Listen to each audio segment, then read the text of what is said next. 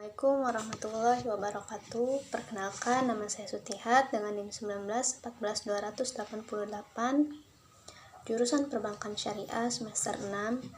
Di sini saya akan menjelaskan tentang perkaitan arbitrase dengan mata kuliah arbitrasi syariah. Salah satu tugas ujian tengah semester dengan dosen pengampu yang terhormat Bapak Dr. Haji Saiful Bahri, SAG, MM. Saya akan menjelaskan perkaitan arbitrase. Yang pertama yaitu pihak yang terlibat dalam perjanjian arbitrase. Yang kedua, sifat perjanjian arbitrase. Yang ketiga, bentuk perjanjian arbitrase. Yang keempat, ada isi perjanjian arbitrase. Pihak-pihak yang terlibat dalam arbitrase yaitu yang pertama, pemohon. Pemohon adalah pihak yang mengajukan permohonan penyelesaian sengketa melalui arbitrase. Yang kedua ada termohon. Termohon adalah pihak lawan dari pemohon dalam penyelesaian sengketa melalui arbitrase. Yang ketiga ada arbiter.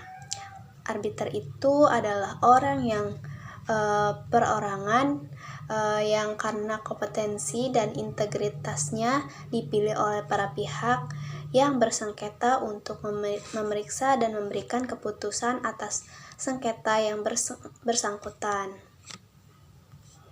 Arbiter dilakukan dengan sebagai berikut. Yang pertama, arbiter tunggal. Penunjukan seseorang sebagai arbiter harus merupakan persetujuan pemohon dan termohon. Penyelesaian perkara akan diperiksa dan diputuskan oleh satu orang arbiter. Yang selanjutnya, majelis arbitrase.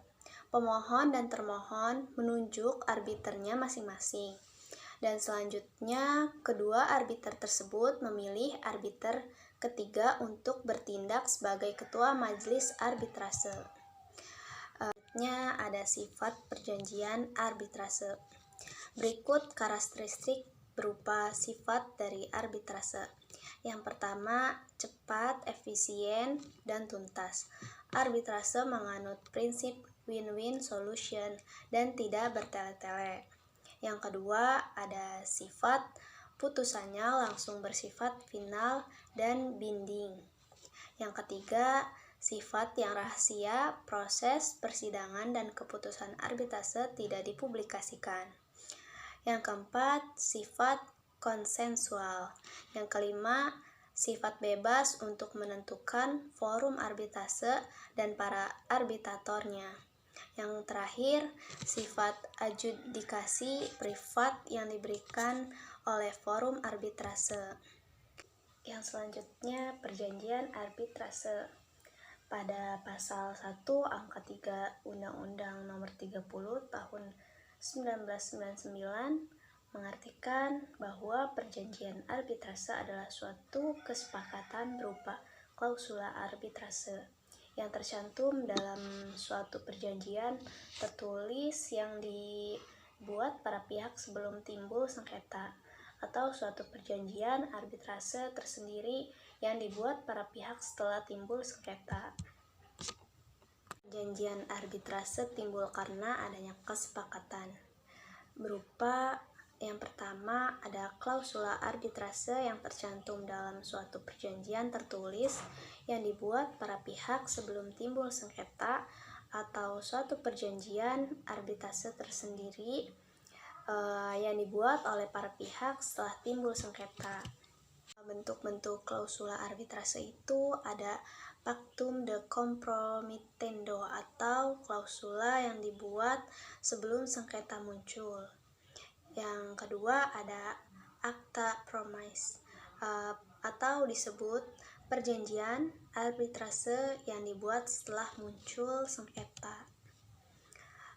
Pactum de compromitendo dibuat oleh para pihak sebelum terjadi sengketa atau perselisihan secara nyata. Pengaturan pokok klausula ini dapat dijumpai dalam pasal 7 Undang-Undang Nomor 30 Tahun 1999. yang menyatakan bahwa para pihak dapat menyetujui suatu sengketa yang terjadi atau yang akan terjadi di antara mereka untuk diselesaikan melalui arbitrase. Yang selanjutnya ada akta kompromis dibuat setelah sengketa atau perselisihan terjadi sehubungan dengan pelaksanaan perjanjian pokok. Dalam perjanjian pokok, para pihak belum menyantumkan klausula arbitrase. Baru setelah sengketa atau perselisihan terjadi, para pihak bersepakat untuk memilih penyelesaian sengketa melalui arbitrase. Selanjutnya ada isi perjanjian arbitrase. Perjanjian arbitrase yaitu suatu kontrak baik berupa bagian dari kontrak ataupun suatu kontrak yang terpisah. Menurut Undang-Undang Nomor 30 Tahun 1999 mensyaratkan bahwa perjanjian arbitrase harus dibuat secara tertulis. Perjanjian arbitrase dibuat secara tertulis artinya bahwa suatu klausul arbitrase dalam suatu kontrak atau perjanjian ini ditandatangani oleh para pihak atau dimuat dalam bentuk surat menyurat. Perjanjian arbitrase dalam suatu kontrak dapat disebut sebagai klausula arbitrase. Klausula arbitrase ini dapat berupa perjanjian yang sederhana untuk melakukan arbitrase. Akan tetapi, dapat juga berupa perjanjian yang lebih komprehensif yang di dalamnya memuat syarat-syarat arbitrase. Klausula arbitrase ini penting karena akan menentukan berlangsungnya suatu arbitrase, sebagaimana dilaksanakannya, hukum substantif, apa yang berlaku, dan lain sebagainya. Klausula arbitrase mencangkup yang pertama, komitmen atau kesepakatan para pihak untuk melaksanakan arbitrase. Yang kedua, ruang lingkup arbitrase. Yang ketiga, bentuk arbitrase apakah berbentuk institusional atau ad hoc. Apabila memilih bentuk ad hoc, maka klausula tersebut harus merinci metode penunjukan arbiter atau majelis arbitrase. Yang keempat, aturan prosedur yang berlaku. Yang kelima, tempat dan bahasa yang digunakan. Yang keenam, pilihan hukum substantif atau material yang berlaku. Yang terakhir, stabilitasi dan kekebalan bila relevan. Perjanjian tertulis arbitrase harus memuat beberapa hal, diantaranya yang pertama, masalah yang dipersengketakan. Yang kedua, nama lengkap dan tempat tinggal para pihak. Yang ketiga, nama lengkap dan tempat tinggal arbiter atau majelis arbitrase. Yang keempat, ada tempat arbiter atau majelis arbitrase akan mengambil keputusan.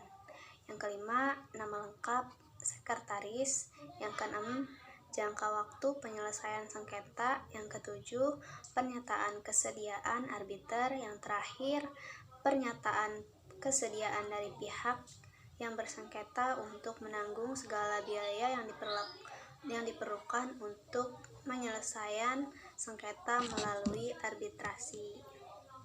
Itu yang dapat saya sampaikan, kurang lebihnya mohon dimaafkan. Wassalamualaikum warahmatullahi wabarakatuh.